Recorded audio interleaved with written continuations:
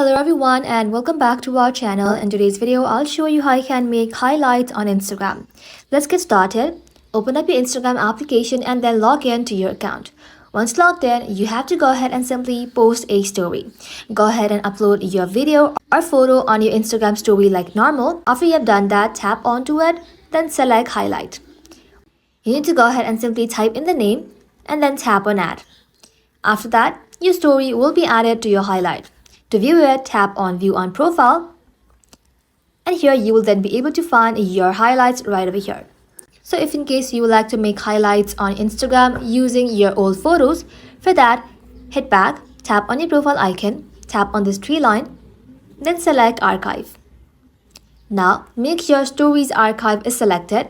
Once you've done that, go ahead and simply select any story you would like to add on highlight, tap onto it, then tap on Highlights, tap on New, give it a name, then tap on Add.